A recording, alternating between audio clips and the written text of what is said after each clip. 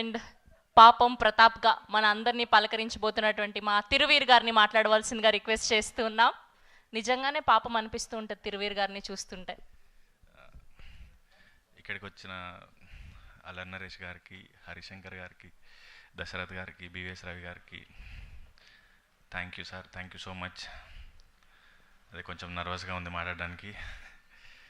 And media, నేను ఇంకా మర్చిపోలేదు, 4-5 నెలలు అయింది ప్రీ వెడ్డింగ్ షో రిలీజ్ అయ్యి.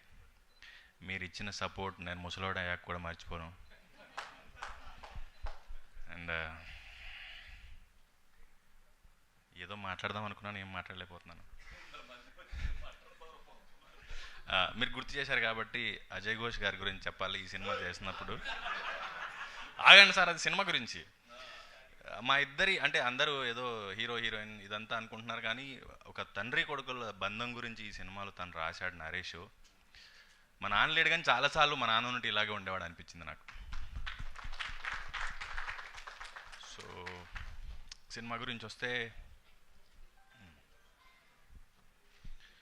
పాపం ప్రతాప్ నరేష్ చెప్పినప్పుడు, నరేష్ సార్ నేను ఒకటే మాట అన్నాను, ఇప్పటికి కూడా సినిమా ఎలా వచ్చింది అంటే ఈవీవి గారి సినిమా ఎలా వచ్చింది అని చెప్తున్నాను. నాకు అదొకటే మాట వస్తుంది. అది స్క్రిప్ట్ చదివాను, రిహార్స్ చేశాను, షూట్ చేశాను, డబ్బింగ్ చెప్పాను, బట్ స్టిల్ నాకు అదొకటే మాట వస్తుంది. సో సినిమా విషయానికి వస్తే, మగాడంటే ఏడవకూడదు, భయపడకూడదు, బాధపడకూడదు, ఇలా ఏవో చెప్తూ ఉంటారు, కానీ మగాడు కూడా మనిషే. దాని గురించి బాగా చెప్పారు సినిమాలో.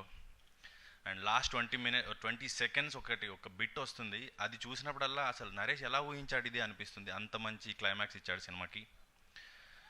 అండ్ పాపం ప్రతాప్ అంటున్నారు కదా, ఏప్రిల్ 17వ తారీఖు మా బుజ్జమ్మతో మీ దగ్గరలోని థియేటర్స్కి వస్తాను. పాపం ప్రతాప్ వీర ప్రతాప్ అయ్యాడని మీతోనే అనిపించుకుంటాను. Thank you.